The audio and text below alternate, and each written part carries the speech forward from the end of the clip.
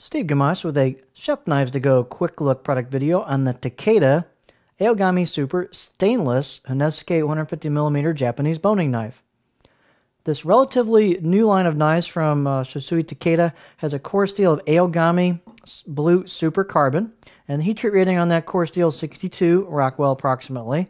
The construction of this newer line of knives from him is stainless Kurouchi cladding over the top of that core Aogami Super Steel. So this is a departure from his traditional construction. So this is an all stainless cladding with a reactive core.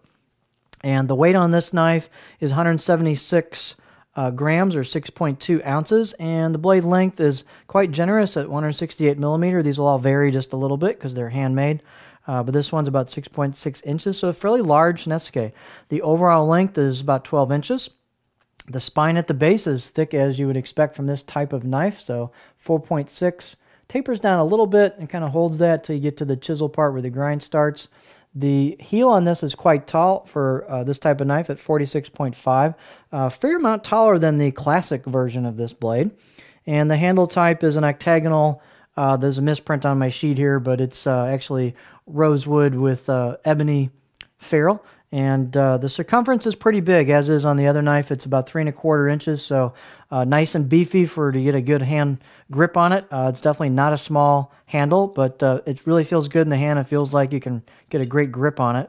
The handle, by the way, as I'll reiterate based on this knife versus the other one, is that they've really sealed this up really quite completely with epoxy or whatever they're using on the end here. So this has a super tight seal, so no moisture should get in the handle on this. So great for a professional environment.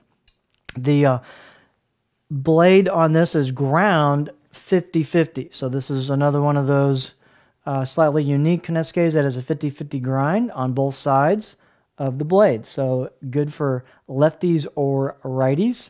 And while we've got the knife here, I think you can see the edge profile on this has a bit of a curve to it, as does his classic version. So these aren't perfectly straight edge profiles like you'd see on many Honesukis. A little bit of curve there, a little bit different. The fit and finish on this is superb. This is a beautiful piece of hand craftsmanship.